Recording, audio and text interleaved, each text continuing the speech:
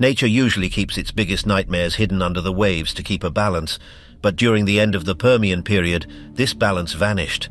You see, the Lopingian was a time when the Earth itself seemed to prefer the land over the sea. While the oceans were recovering from an old disaster, the land became a high-speed arena for saber-toothed hunters and armored tanks. To put it mildly, this was the only time in history when jumping into a super ocean was your best chance to stay alive. The danger was waiting on the shore for you. Land that fused together. The Earth during the Lopingian was nothing like the home we know today. To put it mildly, the planet was essentially a single massive island surrounded by an endless blue void. This giant landmass was called Pangaea. It combined every continent we know, from North America to Antarctica, into one giant C-shaped block of dirt and rock. Because all the land was stuck together, the middle of the continent was a place where rain almost never touched the ground. The thing nobody tells you is that the center of Pangaea was a desert that stretched for thousands of miles. It was a landscape of orange dust and cracked mud that seemed to go on forever under a sun that never felt friendly. But don't let the image of a simple desert fool you. This was a geographical pressure cooker. Because there were no oceans between the land masses to regulate the temperature, the climate swung wildly. In the summer, the interior of the continent became a furnace, with temperatures high enough to bake the life right out of the soil. In the winter, the lack of moisture meant the heat escaped instantly into space, leaving the land brittle and frozen. If you stood in the center of Pangaea, you were farther from a coastline than any human has ever been in history. You were trapped in a world of extremes, where the wind carried the scent of dry stone and old dust, and the sky offered no hope of a cloud. The days were also much shorter back then because the moon was sitting closer to the Earth. It was only about 230,000 miles away, compared to the distance we see now. This closer moon pulled on the planet with more gravity and made it spin faster. A full day was only 22 hours long. Imagine having 2 hours less every day to find food or a place to hide. But the shorter days were only the beginning of the moon's influence. Because it was physically closer, it loomed in the night sky like a haunting, oversized orb, appearing significantly larger than the moon we see tonight. It was a giant white eye watching the world, and its gravity caused massive tides that moved the oceans with more power than we see now. Many people are crazy about how different the weather must have been, and they are right. The tides were so strong they could wash miles inland on flat coasts. Every time the tide came in, it wasn't just a gentle rising of the water. It was a relentless surge that could swallow entire low-lying forests and salt marshes. The coastline of Pangaea was a constantly shifting battleground between the land and the sea. If you were an animal living near the shore, you didn't just worry about predators. You worried about the very ground beneath your feet disappearing under a wall of seawater twice a day. This constant churning of the coast created massive salt flats and brackish lagoons that stretched as far as the eye could see, adding to the alien feel of the landscape. To the east of this giant continent, there were a few smaller islands. These were the parts of the world that would eventually become Siberia, North China, and South China. They sat in a sea called the Tethys, which was like a giant wedge driven into the side of Pangaea. But even these islands were not safe from the heat. The average temperature across the entire world was 95 degrees Fahrenheit. That is twice as hot as the global average today. It was a world where the heat never stopped, and the ground was always thirsty for a drop of rain that rarely came. The air was thick and heavy, smelling of dust and dried plants. Even in the northernmost and southernmost reaches of the planet, where we would expect to find ice and snow, the Lopingian world was shockingly green or brown. There were no polar ice caps. Instead, the poles were covered in hardy forests of Glossopteris trees, strange seed-bearing plants that could survive months of darkness, followed by months of midnight sun. But don't think these forests were a lush paradise. They were often bogged down in stagnant swamps, where the air was thin and the oxygen levels were beginning to drop. The entire planet was essentially a giant greenhouse, trapping heat and cycling it through a landscape that was increasingly becoming a wasteland. But not all things are what they seem when you look at the map. While the land was a giant baking furnace, the water was even bigger. The ocean that surrounded Pangaea was called Panthalassa. It covered more than 60% of the entire planet. It was twice the size of the modern Pacific Ocean. You could sail for weeks and never see a single bird or a patch of green. It was a blue desert that seemed to go on forever into the horizon. The depth of this water was incredible, reaching down several miles into the dark, but the surface was often as smooth as glass because there were no smaller continents to break the wind. This massive ocean acted as a giant heat sink, absorbing the sun's energy but doing very little to distribute it to the heart of the continent. The atmospheric circulation was so different that massive mega-monsoons would form. Once a year the winds would shift, and a wall of moisture would try to punch its way into the interior of Pangaea. It resulted in violent, catastrophic thunderstorms that would flood the dry riverbeds in minutes, turning orange dust into deadly mudflows. Then, just as quickly as it arrived, the water would evaporate or sink into the parched earth, leaving the land even more cracked than before. It was a cycle of extreme violence and extreme silence. The giant mountains were about to change everything for the animals living below. Usually an ocean double the size of the Pacific would be the scariest place on the map. But during the Lopingian, the water was strangely quiet. To put it mildly, the unspoken rule was broken here. You see, a few million years before this era started, a smaller extinction event had cleared out many of the big marine predators. This left the oceans feeling a bit empty and lonely. Many people are crazy about the giant sharks with buzzsaw teeth like the asterisk helicoprion asterisk, but those monsters were already gone. They had vanished into the history books before the Lopingian even began. The sharks that remained were not the giants of legend. The largest ones were only about 6.5 feet long. That is roughly the same size as a person. These sharks were called hybodonts. Instead of having rows of sharp daggers to tear through flesh, their teeth were shaped more like rounded stones. They were designed for crushing the shells of small animals like squids and clams. What many overlooked is that these sharks were not interested in hunting anything big. They were the scavengers and shell crackers of the deep, moving slowly through the warm currents. Imagine an ocean where the most dangerous thing you might encounter is a shark that wants to eat your lunch, not you. It was a bizarre intermission in the history of life. For millions of years before, the seas were ruled by massive armored fish and terrifying cephalopods. Millions of years later, they would be ruled by ichthyosaurs and plesiosaurs. But right now, in the Lopingian, the throne was empty. The water was filled with shoals of small, bony fish and schools of ammonites, creatures with coiled shells that bobbed through the water like biological submarines. Other strange creatures called sea scorpions were also still around, but they were not doing well. In the past, these arthropods could grow to be 8 feet long, bigger than a man. But by the time of the Lopingian, they were small and rare. They were like the last survivors of a family that had once ruled the world. They hid in the mud and stayed away from any real action. The ocean floor was mostly covered in trilobites and small-shelled creatures that didn't move very fast. It was a peaceful time for the bottom dwellers, with very few hunters looking for a meal. But this peace was eerie. If you dived into the Panthalassic Ocean, you wouldn't hear the songs of whales or the splashing of giant marine reptiles. You would hear nothing but the clicking of shells and the soft movement of currents. The reef systems were also different. Today's reefs are built by coral, but Lopingian reefs were built by sponges and bryozoans, moss-like animals that created massive stony structures. These reefs were sprawling cities of life, but they were fragile. They relied on a very specific balance of ocean chemistry, and that balance was starting to tilt. The thing nobody tells you is that the lack of big predators made the water a very safe place to be. If you were a small fish or a swimming reptile, you didn't have to worry about a monster coming up from the dark to swallow you whole. The water was a sanctuary compared to the land. But this safety came at a price.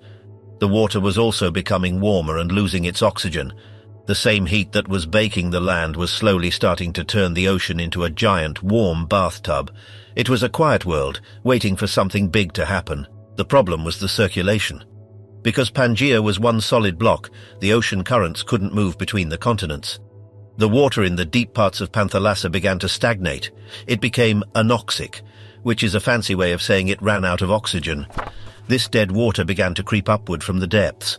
While the surface was still full of life, the dark world below was becoming a graveyard. If a fish swam too deep, it would essentially suffocate in the water.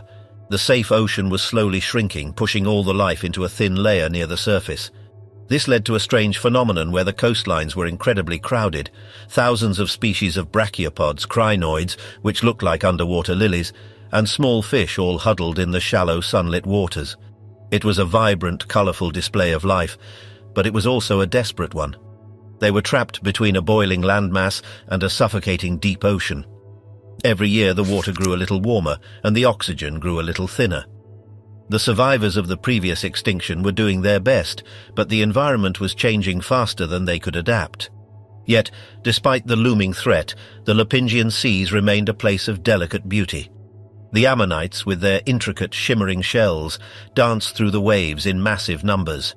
They were the true masters of this era's waters. They filled every niche, from the tiny ones the size of a coin to the larger ones the size of a dinner plate. They were the primary food source for the hybodont sharks and the few remaining large fish. It was a world that functioned like a clock, but the gears were starting to rust. The silence of the sea was about to be replaced by a roar from the forest, the ruler of the northern plains. While the water was safe, the land was becoming a literal slaughterhouse. The most terrifying animal on the planet during this time was called Inostrancevia. It lived in the northern parts of Pangaea, in what we now call Russia. To put it mildly, this creature was the first real monster of the terrestrial world. It was about 11 feet long and weighed over 1,000 pounds. That is as heavy as a large grizzly bear, but this animal was much faster and more agile. It was built like a tank but moved like a cat. The thing that makes Inostrancevia* stand out is its face. It was one of the first animals to ever develop saber teeth. Its upper canines were 6 inches long. These weren't just for show, they were serrated like steak knives. You see, this predator didn't just bite its prey, it used its teeth like surgical tools. It would open its mouth at a 90-degree angle and drive those 6-inch blades into the soft neck of its target. Many people are crazy about saber-toothed cats, but those wouldn't appear for another 200 million years. Inostrancevia* was the original king of the long teeth. To understand why Inostrancevia* was so successful, you have to look at what it was hunting. The northern plains were home to massive, slow-moving herbivores called Scutosaurus*. These were the size of cows, covered in bony armor plating, and possessed almost no speed. They were walking buffets, but because they were so well armored, a normal bite wouldn't do much. That's where the saber teeth came in. Inostrancevia* didn't try to chew through the armor, it aimed for the gaps. It would leap onto the back of a Scutosaurus*, use its powerful front limbs to pin it down, and then deliver a precise, lethal strike to the jugular. Its body was also built for power and endurance. It had long, sturdy legs that were tucked under its body, which allowed it to run much faster than the sprawling lizards of the past. It could chase down its prey over long distances across the floodplains. Scientists believe it might have even had a thin layer of fur to keep it warm during the cold desert nights. This animal was the apex predator, meaning nothing else on the planet was big enough or mean enough to hunt it. It was the absolute ruler of the Russian plains, and its growl could be heard for miles. But Inostrancevia* wasn't a dinosaur, and it wasn't a lizard. It was a gorgonopsid, a member of the lineage that would eventually lead to mammals. If you looked into its eyes, you wouldn't see the cold, unblinking stare of a crocodile. You might see something more familiar, a hint of the mammalian intelligence that would one day rule the world. It had a specialized snout with complex nasal passages, suggesting it had an incredible sense of smell. It could probably track a wounded Scutosaurus* for miles across the dry plains, never losing the scent even in a dust storm. But not all things are what they seem with this giant monster. Even though it was the king, it lived in a very harsh environment. The Russian plains were a cold, dry desert where water was hard to find. The Inostrancevia* had to be a master of survival. It would follow the herds of herbivores for hundreds of miles, waiting for the perfect moment to strike. When it did, the struggle was usually over in a matter of seconds. It was a specialist in ending a journey with one single move, leaving nothing behind but bones. However, being an apex predator in a changing world is a dangerous game. Because Inostrancevia* was so specialized, it was vulnerable. It needed a lot of food to maintain its massive body and high activity levels. If the herds of Scutosaurus* began to thin out because of the worsening droughts, the Inostrancevia* would be the first to feel the hunger. It was at the very top of the food chain, which meant it was the most dependent on everything below it staying healthy. It was a king sitting on a throne of glass. The social life of these monsters is also a subject of great debate. Some evidence suggests they might have hunted in pairs or small family groups, which would have made them even more formidable. Imagine two of these 1,000-pound beasts working together to bring down a giant herbivore. One would distract the prey from the front, while the other would use those massive saber teeth to end the fight from the side. They were the perfect eliminating machines, refined by millions of years of evolution to be the ultimate nightmare of the Permian. Despite their dominance, they were not alone. The shadows of the northern forests were home to smaller gorgonopsids, faster and more nimble, that acted like the jackals and foxes of their time. They would wait for *Innostrancevia* to finish its meal and then move in to pick the bones clean. The ecosystem was tightly packed and highly competitive. Every scrap of meat, every drop of water, and every patch of shade was worth fighting for. It was a world of eat or be eaten, and *Innostrancevia* was the one doing most of the eating. But as the Lopingian progressed, even the mighty *Innostrancevia* began to struggle. The riverbeds that once provided water for the herds were drying up for good. The green floodplains were turning into fields of dust. The king of the north was starting to run out of kingdom. The very traits that made it a success, its size, its power, its specialization, were becoming liabilities in a world that was rapidly breaking down. It was the end of an era, and the giants were the first to see the writing on the wall. A new kind of danger was hiding in the shadows of the southern hemisphere. In the southern part of the supercontinent Pangaea, in a region we now identify as the Karoo Basin of South Africa, the rules of survival were being rewritten by a group of predators that didn't care about size. While the north was dominated by the hulking saber-toothed *Innostrancevia*, the south belonged to a different lineage entirely, the Therocephalians. To put it mildly, these beast-heads were the tactical experts of the Permian world. They weren't interested in a fair fight, and they certainly didn't rely on the brute force that their northern cousins used to crush skulls. You see, while some animals were evolving thicker muscles and longer claws, these southern hunters were developing something far more insidious: chemical warfare. The thing nobody tells you is that these animals were likely the pioneers of a nightmare. Long before the first cobra ever slithered through the grass or a Gila monster crawled through the desert, Therocephalians were mastering the art of the toxic bite. One specific creature, a dog-sized nightmare called *Euchambersia*, is the primary reason scientists have to rethink how early predators actually hunted. When you look at its skull, you don't just see teeth, you see a sophisticated delivery system. There are deep, unmistakable pits behind its canine teeth, connected by small canals directly to the mouth. This is exactly how the venom apparatus of a modern rattlesnake is structured. Many people are crazy about the idea of a mammal-like reptile that could paralyze a victim with a single nipping bite, but what many overlooked is the terrifying efficiency of this strategy. If you are the size of a golden retriever, you generally shouldn't be able to eliminate an animal the size of a hippopotamus. But if you have venom, size is just a number. The *Euchambersia* didn't need to engage in a wrestling match that could leave it with broken ribs. It could simply dash in, deliver a quick strike, and then sit back and watch. It was a patient, cold-blooded way to live, waiting for the nervous system of its prey to shut down from the inside out. But the South wasn't just a playground for venomous stalkers. Another major player in this ecosystem was the *Moscorhinus*. If *Euchambersia* was the scalpel, *Moscorhinus* was the sledgehammer. This predator was roughly the size of a jaguar, but it carried a head that looked like it belonged on a much larger lion. It was a tough, bulky animal that seemed built to survive a nuclear winter. It had thick, reinforced teeth designed for the specific purpose of crushing through bone and the heavy dermal armor of the herbivores that shared its range.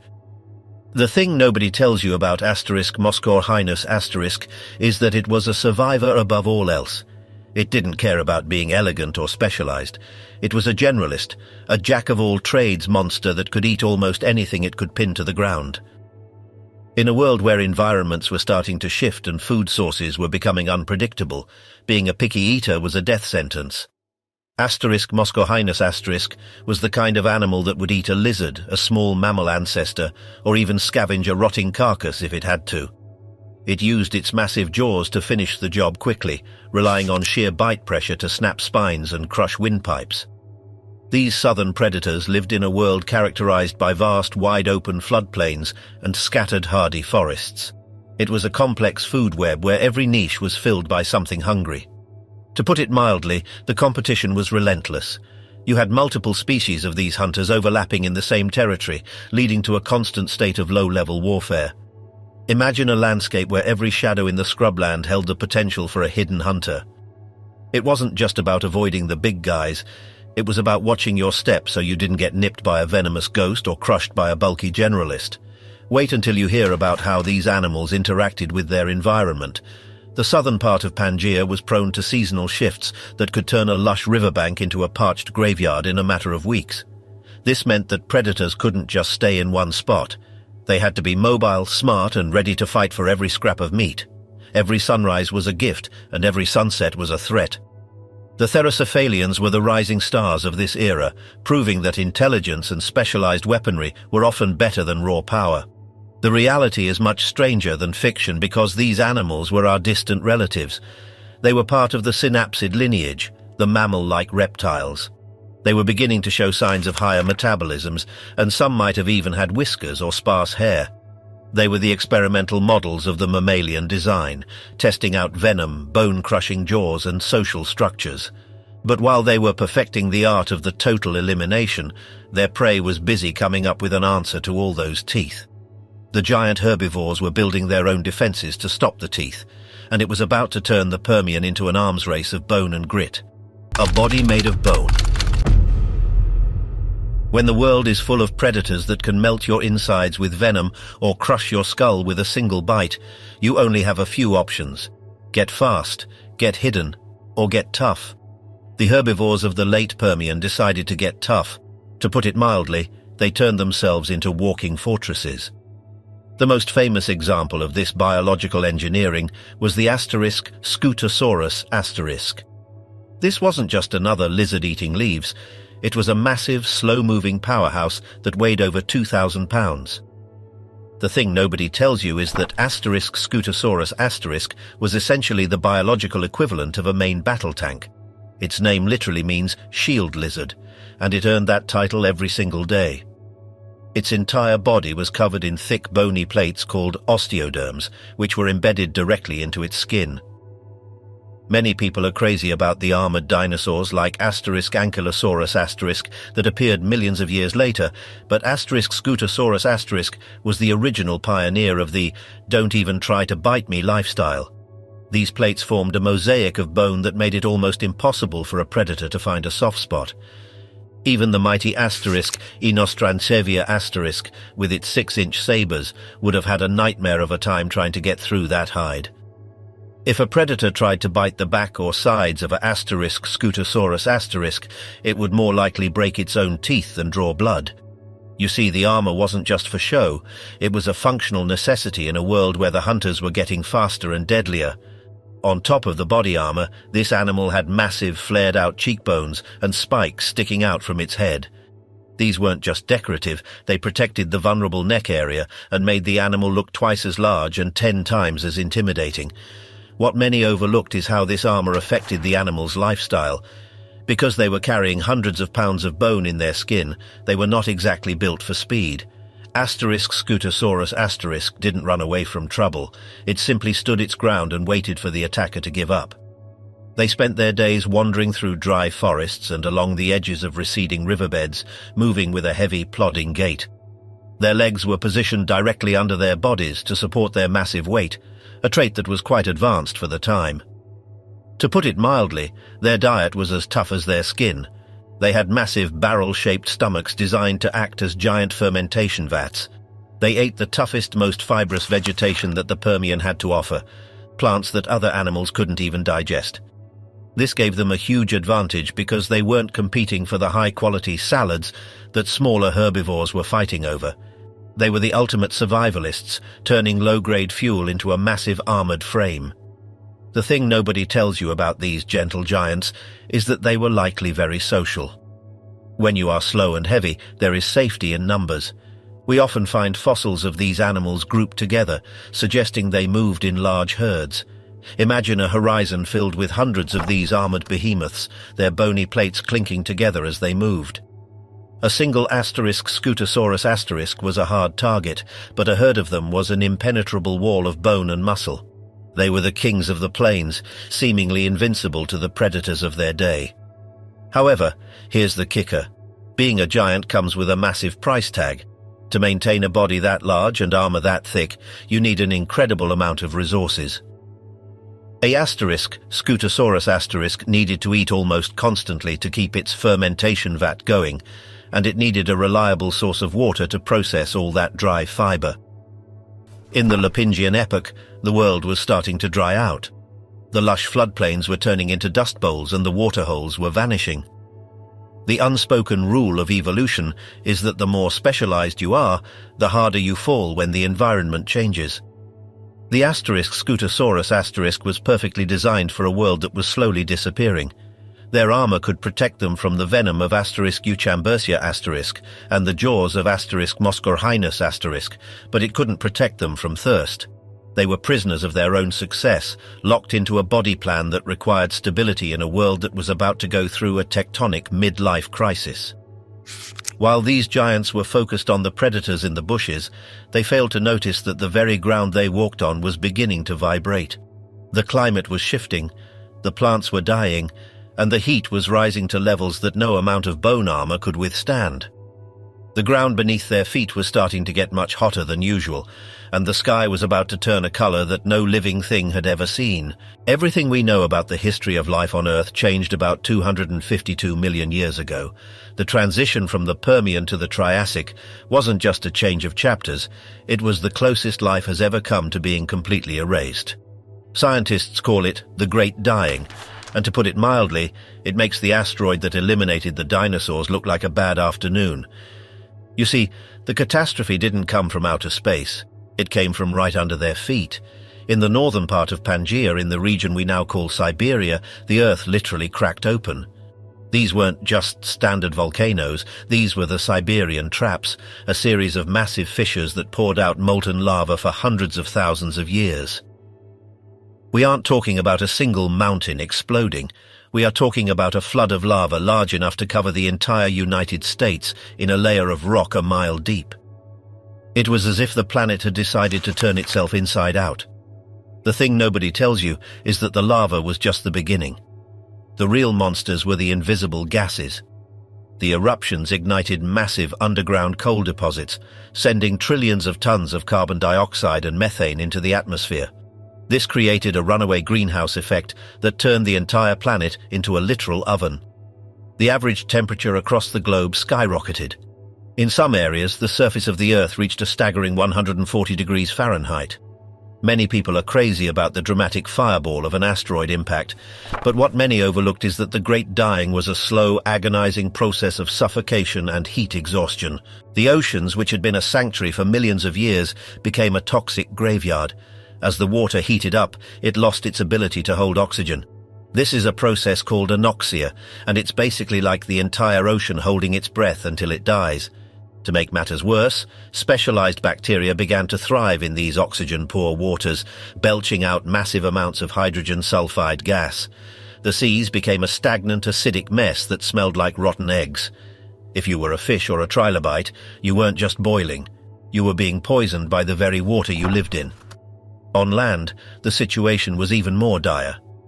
The sulfur in the air combined with moisture to create acid rain so potent it could strip the leaves off trees and dissolve the nutrients in the soil. The vast forests of the Permian simply withered away.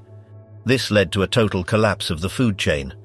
When the plants died, the herbivores like the armored Scutosaurus were the first to go. They were too big, too slow, and required too much food to survive in a wasteland. Without the herbivores, the great predators like Inostrancevia and Moscorhinus had nothing to hunt. The thing nobody tells you is that 95% of all species in the ocean were erased from history. On land, 70% of all vertebrate families vanished. It was a reset button on a global scale. The unspoken rule had returned with a vengeance: adapt or disappear. The specialized kings of the Lopingian, the venomous stalkers, the bone-crushing giants, and the armored tanks were all wiped off the map. Their fossils are all that remain of a world that was arguably more alien and diverse than the world of the dinosaurs. The scariest part of the Great Dying wasn't the heat or the acid, it was the silence. For millions of years the world was a cacophony of life, and then, in a geological heartbeat, it went quiet. The landscape was a monochromatic desert of red dust and black basalt. The few survivors were the ones who could hide in burrows, the ones who could eat anything, and the ones who could breathe the thin, toxic air. As the fires of the Siberian traps finally began to cool, the world was a blank slate. The era of the mammal-like reptiles, as the undisputed masters, was over, but the stage was being set for something even more famous. The survivors were small, scrappy, and weird, and they were about to inherit a scorched planet that was finally ready for a new set of rules. A small, weird animal with a beak and a stubborn will to live was about to inherit the entire scorched planet, and its success would define the next 10 million years. The Lystrosaurus reign. When the world was on fire, you had to find a place to hide. While the giants were perishing on the surface, a smaller animal was digging for its life. This was the Lystrosaurus. It was about the size of a pig and had a face that looked like a cross between a lizard and a turtle. To put it mildly, it was not the most beautiful animal in the world, but it had a superpower. It could dig deep burrows into the cool earth to escape the heat and the acid rain. The thing nobody tells you is that Lystrosaurus was incredibly tough. It had a barrel-shaped body and powerful front legs that were perfect for moving dirt. It also had a beak that could eat almost any kind of plant material, even the tough roots hidden underground. When the Great Dying was at its worst, Lystrosaurus was one of the few animals that didn't give up. Many people are crazy about how one animal could survive such a disaster, and the secret was simply staying out of the sun. It lived in the shadows and waited for the world to calm down. But let's look closer at the world it was hiding from. This wasn't just a bad summer, it was an ecological collapse so profound that the air itself became a poisoned cocktail of $2 and sulfur dioxide. The Siberian traps were vomiting millions of cubic kilometers of lava, and the atmosphere was choking. If you were a large predator like a gorgonopsid, your high-energy lifestyle was a death sentence. You needed too much food, too much oxygen, and too much space. Lystrosaurus, however, was a master of the less is more philosophy. Have you ever wondered why some creatures seem built for the end of the world? The anatomy of the Lystrosaurus was a masterclass in survivalist engineering. Its ribcage was expanded, allowing for massive lungs that could pull oxygen out of thin air, literally.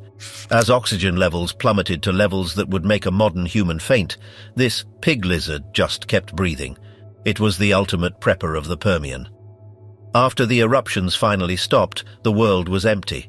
There were no more gorgonopsids to hunt them, and no more Scutosaurus to compete for food.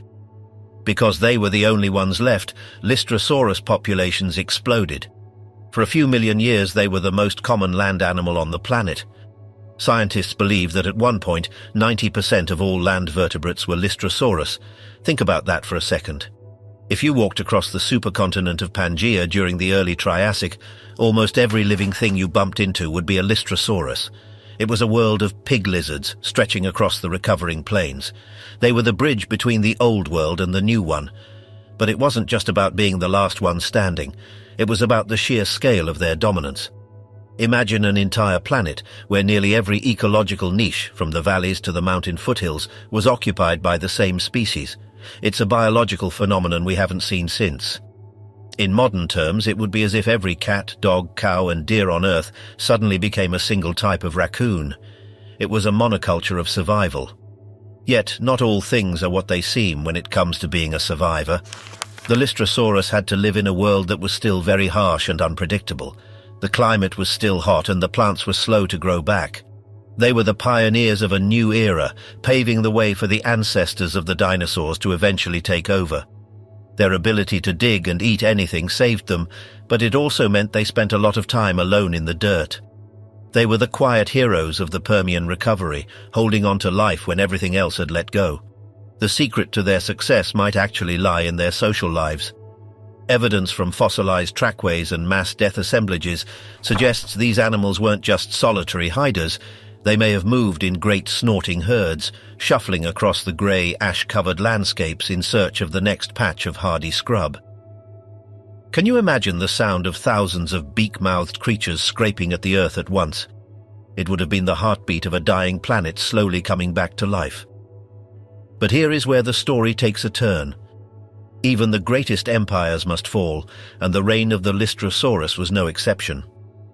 As the Earth began to stabilize, the very traits that made them perfect for the apocalypse, their slow metabolism, their generalist diet, their burrowing nature, started to become liabilities. The world was changing again, but this time it was changing for the better. The air was clearing, the forests were returning, and new players were entering the game. The Lystrosaurus had held the line for millions of years. They had kept the flame of vertebrate life flickering in the darkest corridor of Earth's history. But as the Triassic landscape turned green again, faster, leaner and meaner predators began to emerge from the evolutionary shadows. The pig lizards had done their job. They had been the bridge, and now the bridge was no longer needed. They began to fade, leaving behind a world that was ready for something much larger and much more terrifying. The oceans were about to regain their title as the home of the monsters. As the Triassic period began, the Earth started to heal from the wounds of the Great Dying. The volcanoes went silent, and the temperatures slowly began to drop back to normal levels. With the land mostly empty, new types of animals began to evolve. But the most important change was happening back in the water. To put it mildly, the ocean was tired of being safe. You see, the unspoken rule was about to be enforced with a vengeance that would last for another 200 million years. The thing nobody tells you is that the water became the birthplace of the next generation of giants. Giant reptiles like the ichthyosaurs began to move back into the sea. They looked like dolphins but grew to be 60 feet long. Imagine a predator as big as a school bus swimming through the waves. Many people are crazy about how quickly the ocean recovered its scary reputation. What many overlooked is that once the big predators were back in the water, the land was no longer the scariest place to be. The balance had returned to its natural state. But why go back to the water in the first place? Think about the land for a moment. It was a scorched, competitive and unstable environment. But the ocean was a buffet. As the marine ecosystems rebuilt themselves, they were teeming with fish and cephalopods that had no real predators. For a land-dwelling reptile, the water represented an untapped goldmine of calories. It started with small, lizard-like creatures dipping their toes in the surf, and within a few million years, evolution had sculpted them into the ultimate swimming machines. The transition was staggering. These animals didn't just learn to swim, they committed to the deep. They traded their walking legs for powerful flippers and their lizard tails for massive vertical flukes. The ichthyosaur in particular became so adapted to the water that it could no longer return to land to lay eggs. Instead, they did something radical. They began giving birth to live young in the open ocean. This was the moment the sea truly reclaimed its crown. But it wasn't just the ichthyosaurs. The Triassic seas were a laboratory for nightmare fuel. You had the plesiosaurs with their impossibly long necks, looking like snakes threaded through the bodies of turtles. You had the nothosaurs, the semi-aquatic hunters that bridged the gap between the shore and the deep. It was an arms race where the only prize was size. The bigger you were, the less likely you were to be swallowed by the thing lurking in the thermal vent below you. The Lopingian was a unique moment in time that we will likely never see again. It was a glitch in the system where the land got to be the boss for a few million years. But nature likes its rules, and it likes its monsters to be hidden in the deep. From the Triassic all the way to today, the ocean has remained the place where the true giants live. The great white shark and the blue whale are just the latest in a long line of oceanic rulers that started after the Lopingian ended. The land belongs to us, but the water belongs to the giants. Consider the physics of the situation. On land, gravity is a constant enemy. If you want to be big, you need massive bones, heavy muscles, and a heart the size of a car just to stay upright. But in the water carries your weight for you. This buoyancy allowed the Triassic sea monsters to reach sizes that their terrestrial cousins could only dream of at the time. While the first dinosaurs were still the size of chickens, the ichthyosaurs were already reaching lengths of 20 meters. This era also redefined what it meant to be a predator. In the Permian, hunting was a slow, grueling affair of endurance and strength. In the Triassic oceans, it became a game of speed and precision. The ichthyosaurs developed eyes the size of dinner plates, the largest eyes of any animal in history, to see in the pitch-black depths of the ocean. They were hunting in places where light didn't exist, using every sense to track the vibrations of their prey. Many people ask, what happened to the land during this time? While the sea was exploding with life, the land was undergoing a slow-motion revolution. The Lystrosaurus were gone, and in their place the first true archosaurs were beginning to rise. These were the ancestors of crocodiles and dinosaurs. They were experimental, weird, and often terrifying in their own right, but they were still playing second fiddle to the titans of the tide. Looking back at the Permian, we can see a world that was trying to be different. It was a world of saber-toothed bear lizards and armored tanks that defied the odds. But even the toughest animals on land couldn't survive the planet itself turning against them. The Great Dying was a reminder that we are all living at the mercy of the Earth. The Lopingian remains a fascinating chapter in our history, a time when the rules were broken and the land was king. It was a beautiful, terrifying era that showed us just how wild nature can truly get when it wants to change the game. The story of life isn't a straight line, it's a series of restarts, failures, and incredible comebacks. The Lystrosaurus gave us the chance to continue, and the ichthyosaurs showed us just how big that chance could grow. As the Triassic came to a close, the stage was set for the most famous actors in history, the dinosaurs, to take their place. But they would never forget that they owed their existence to a pig-sized burrower who refused to die when the world was on fire. The legacy of these two eras, the reign of the hider and the rise of the swimmer, reminds us that survival isn't about being the strongest or the fastest. It's about being the most adaptable. Whether you are digging a hole in the dirt or diving 500 feet into the black abyss, life finds a way to fill the silence. The Great Dying tried to end the story, but the Triassic proved that the story was only just beginning. The Glossopteris Empire. While the animals were busy turning the land into a battlefield of teeth and armor, the plants were quietly building an empire of their own. To put it mildly, the Lopingian wasn't just a time for monsters, it was a golden age for greenery that stretched across the southern reaches of Pangaea like a vast leafy carpet. You see, the dominant plant wasn't some exotic flower or towering pine, it was the Glossopteris ***, a seed fern with tongue-shaped leaves that could grow into forests denser than anything we see today. These weren't your backyard shrubs. They formed massive woodlands that blanketed what is now Antarctica, Australia, and South Africa, turning the landscape into a sea of green that swayed in the hot, dry winds. The thing nobody tells you is that Glossopteris was a survivor in a world that hated moisture. Its leaves were thick and waxy, designed to lock in every drop of water during the mega monsoons that hammered the continent once a year. Many people are crazy about how these plants dropped their seeds like modern conifers, but what many overlooked is their role in creating the coal deposits we mine today. These forests were so prolific they piled up layers of dead vegetation in swampy lowlands, compressing over millions of years into the black gold that powered the Industrial Revolution.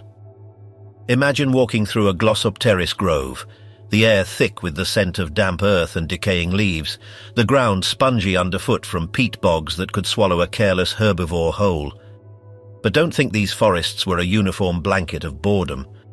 In the equatorial lowlands, places like modern-day Jordan, recent discoveries reveal a hidden cradle of plant evolution.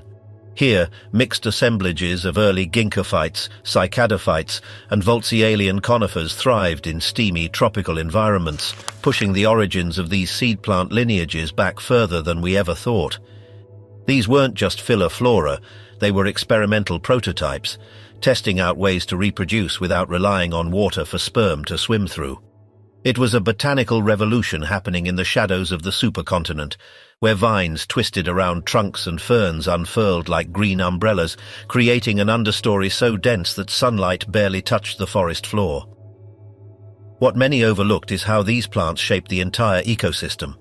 The Glossopteris seeds were a feast for smaller herbivores, scattering like nutritious bombs across the dry plains. But in the polar regions, where months of darkness alternated with endless daylight, These forests adapted with deciduous habits, shedding leaves to conserve energy during the long nights. It was a world where plants weren't passive scenery. They were the architects of survival, providing shade from the blistering heat and oxygen to fuel the massive lungs of creatures like Scutosaurus. Yet, as the climate swung wildly, these empires began to fray at the edges, their roots struggling against the encroaching deserts.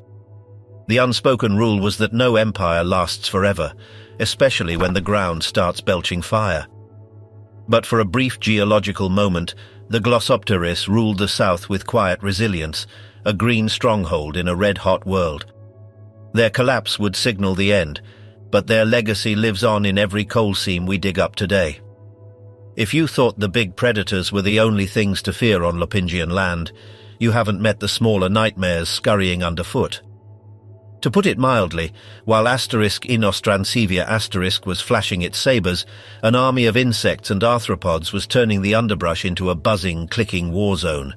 You see, the Permian had seen the heyday of giant bugs earlier on, but by the Lopingian they had shrunk back to more familiar sizes, though that didn't make them any less formidable. Cockroaches the size of your hand skittered through the leaf litter, while early beetles burrowed into decaying wood, creating networks of tunnels that rivaled modern ant colonies. The thing nobody tells you is that these creepy crawlies were the unsung survivors of the era. Many people are crazy about the massive dragonflies of the Carboniferous, but what many overlooked is how Lopingian insects adapted to the drying climate, with tougher exoskeletons and wings that could carry them across vast deserts in search of moisture. In the forests, Paleodictyopterans, ancient insects with beak-like mouths, sucked sap from Glossopteris stems, while primitive hemipterans hopped between ferns like living syringes. Imagine the constant hum, a symphony of mandibles grinding plant matter and legs rustling through the dust, a soundtrack that drowned out even the roars of distant gorgonopsids. But the land wasn't the only domain for these leggy legions.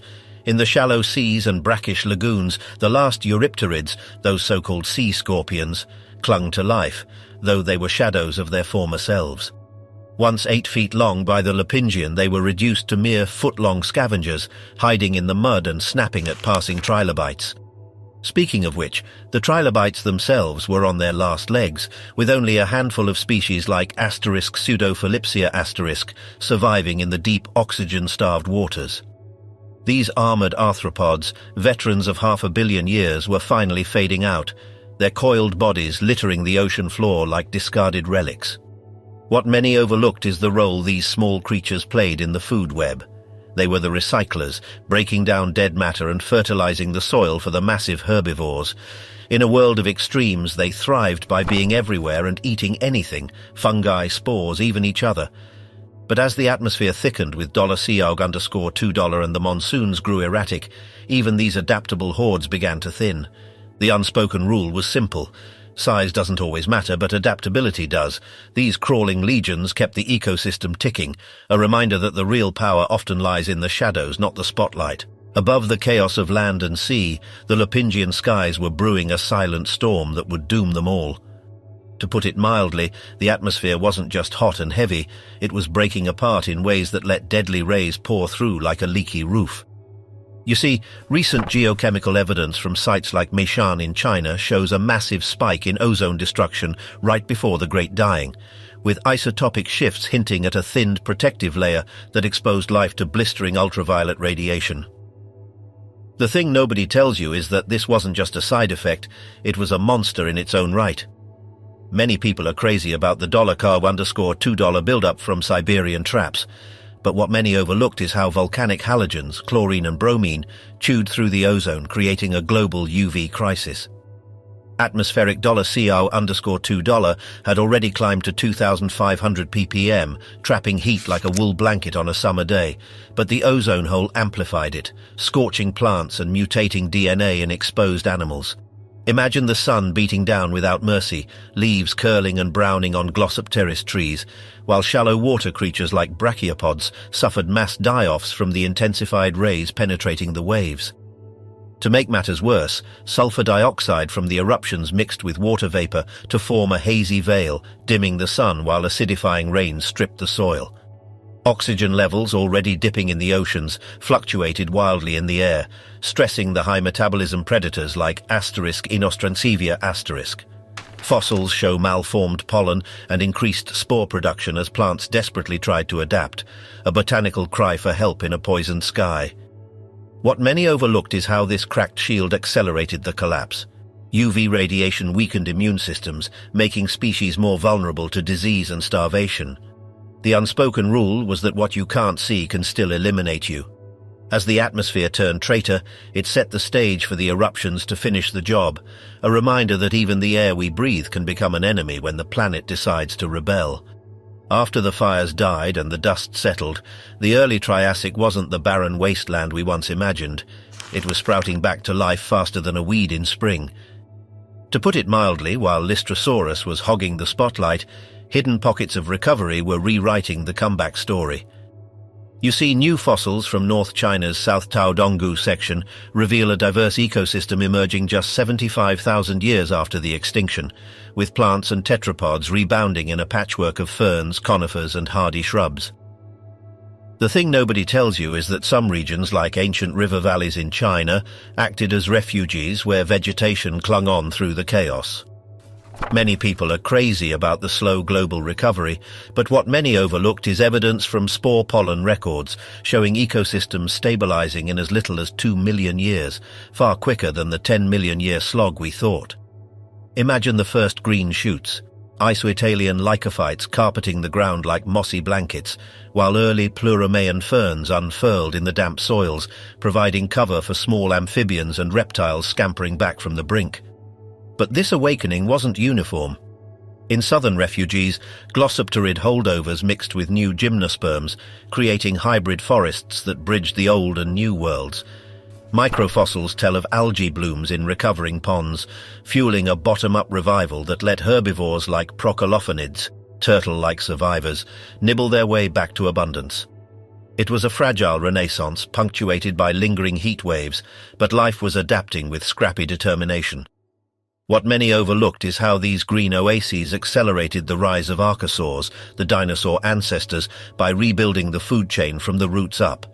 The unspoken rule was that extinction clears the board, but nature abhors a vacuum. This rapid rebirth proved that even after the worst wipeout, a single spore could spark an empire, setting the stage for the Triassic explosion that would dwarf the Permian giants. The world of the Lopingian, the final act of the Permian period, was a stage set for a drama so intense it almost ended life on Earth entirely. This was a time when the supercontinent of Pangaea stretched from pole to pole, a massive landmass that dictated the weather, the tides, and the very survival of every creature walking its surface. To understand this era, you have to look past the famous monsters and dive into the specific, localized stories of survival that took place in the shadows of the coming apocalypse. The burrowing foragers of the south. While the northern plains were echoing with the terrifying guttural roars of saber-toothed giants like the Gorgonopsids, the southern valleys of Pangaea were hiding a completely different, and arguably more important, kind of survivor story. To put it mildly, recent digs in Africa have unearthed an absolute treasure trove of small, scrappy herbivores that were already perfecting the art of vanishing underground long before the world went up in flames. You see, in the arid, sun-bleached basins of what is now Tanzania and Zambia, paleontologists have uncovered new species of dicynodonts that completely rewrite the script on Permian resilience. These were tiny reptile-like plant munchers that looked like a bizarre biological cross between a beaked badger, a miniature pig, and a pug, equipped with tusks designed for heavy-duty digging rather than dueling for dominance. These weren't the hulking, slow-moving tanks that many people associate with the era, lumbering blindly toward their doom. They were pint-sized pioneers, burrowing deep into the dry riverbanks to escape the blistering heat and hide from the prowling predators of the surface world. The thing nobody tells you is that these discoveries, coming from legendary sites like the Ruhuhu Basin in Tanzania and the Luangwa Basin in Zambia, completely push back our understanding of how life prepared for the worst. It wasn't a scramble at the last minute. The blueprint for survival was being drawn up millennia in advance. These finds show that dicynodonts were diversifying and specializing just before the Great Dying began in earnest. One standout among the new finds is a species with an incredibly shovel-shaped snout, a biological tool perfectly evolved for rooting up thick tubers and moisture-rich bulbs in the parched, compacted soil. While the Gorgonopsids were investing their evolutionary points into larger teeth and faster sprints, strategies that required massive caloric intake, these little diggers were investing in efficiency. They were learning how to get by on less, how to extract water from dry roots, and most importantly, how to disappear.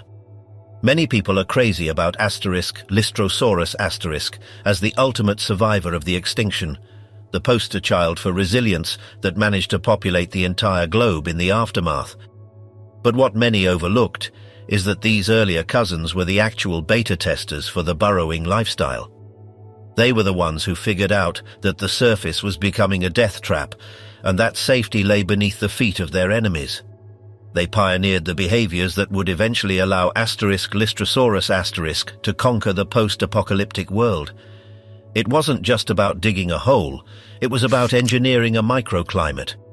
These ancient engineers created sophisticated spiral tunnels that could reach lengths of over 3 feet, winding down into the cooler earth in a corkscrew pattern. These weren't just simple holes in the ground, they were architectural marvels that doubled as nurseries for their young and storm shelters during the increasingly violent mega monsoons. Imagine a landscape dotted with these hidden warrens, where the ground itself seemed to breathe as the heat of the day began to break.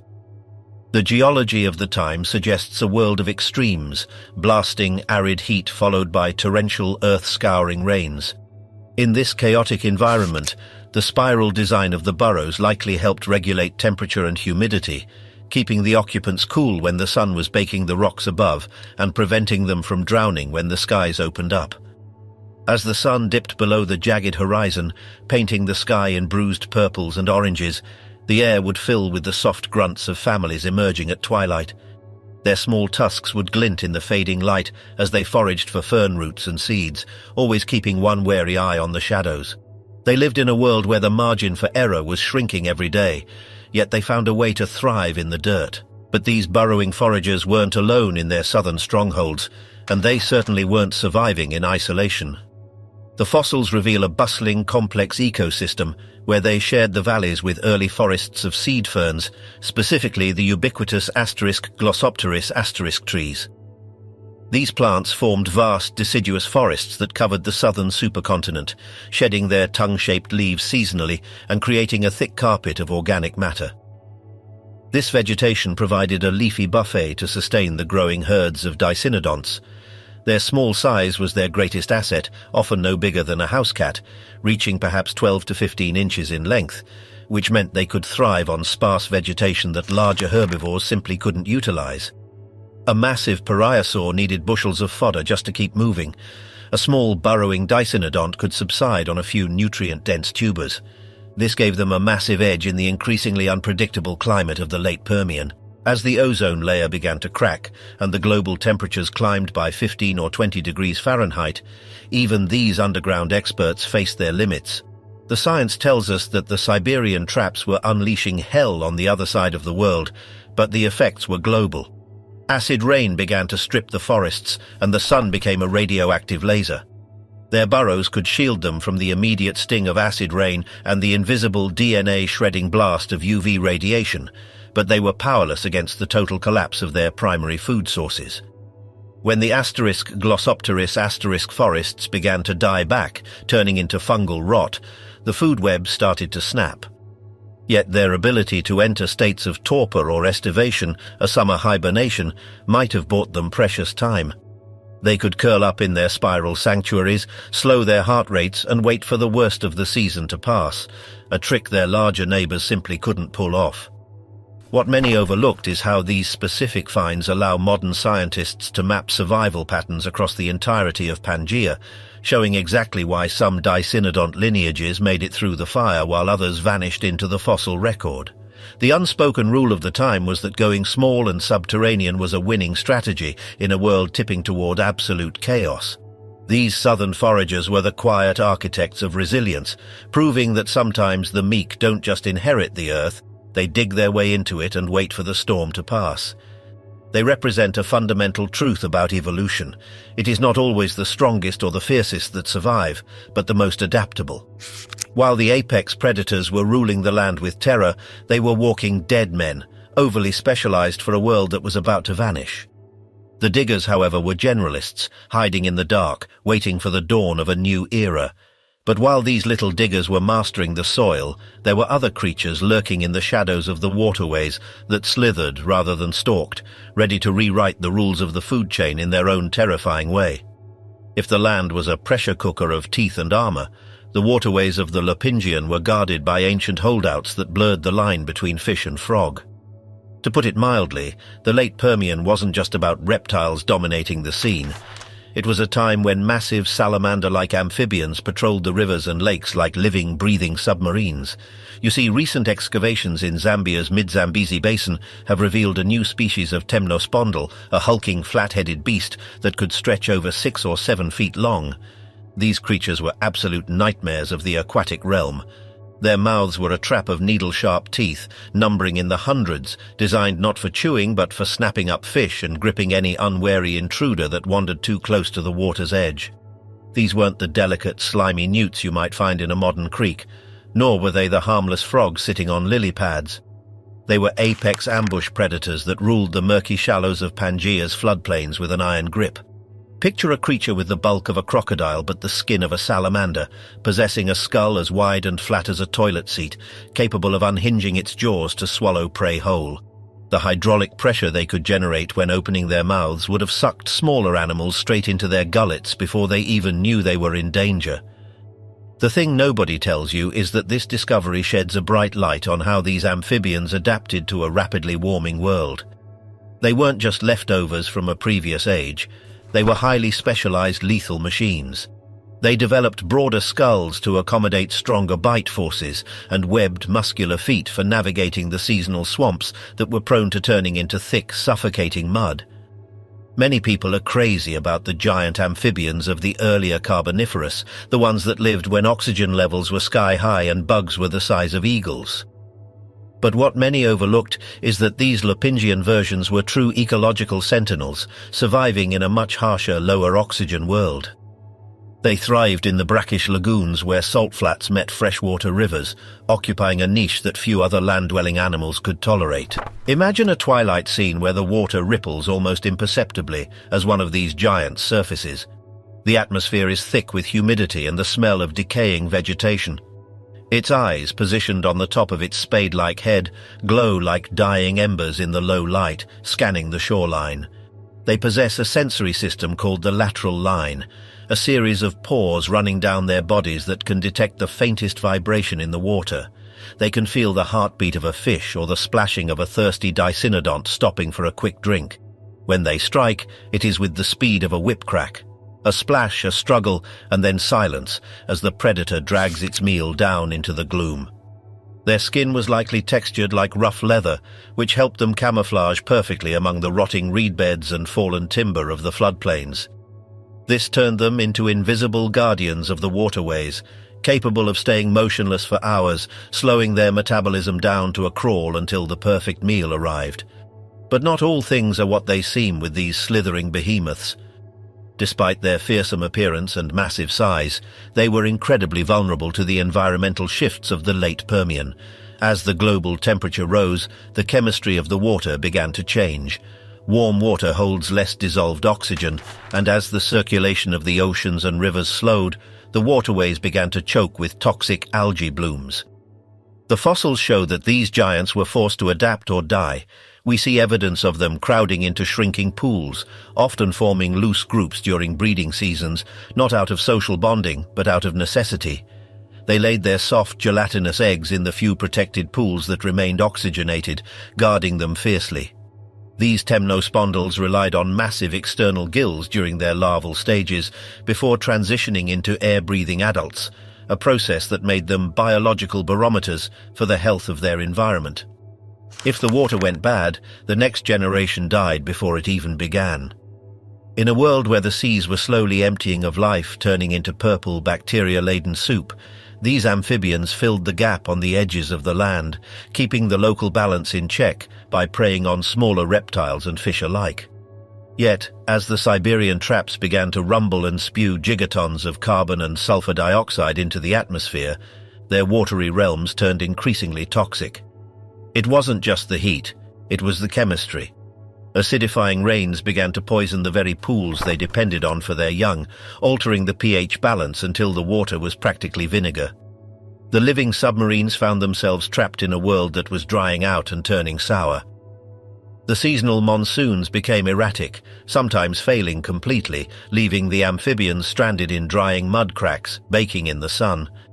Other times the rains were so intense they caused flash floods that washed away eggs and destroyed habitats. The unspoken rule of the Lopingian was that size and stealth could only carry a species so far in a collapsing ecosystem. These temnospondyls represented the last great gasp of an ancient lineage, bridging the gap between the Paleozoic world of fishy ancestors and the eventual reptilian takeover of the Mesozoic. They were the silent watchers of the floodplains, a constant reminder that danger often hides just below the surface of even the calmest water. Their eventual extinction was not a failure of design, but a victim of circumstance. When they finally vanished, they opened the door for new swimmers, the ancestors of modern crocodiles and turtles, to take the plunge. But for a long time, millions of years in fact, they were the undisputed kings of the swamp. Even as the land baked and the rivers began to fail, there were still pockets of green defiance holding out against the encroaching apocalypse. In these southern refuges, the dance between the burrower and the ambusher continued until the bitter end.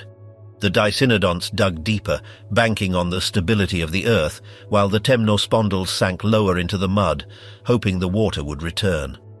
It is a haunting tableau of a world on the brink, the quiet scratching of claws underground and the silent, unblinking stare from the murky water, both lineages fighting to see the next sunrise in a world that was rapidly trying to eliminate them. Through their fossils, we don't just see bones, we see the desperate, innovative and tenacious struggle of life refusing to let go.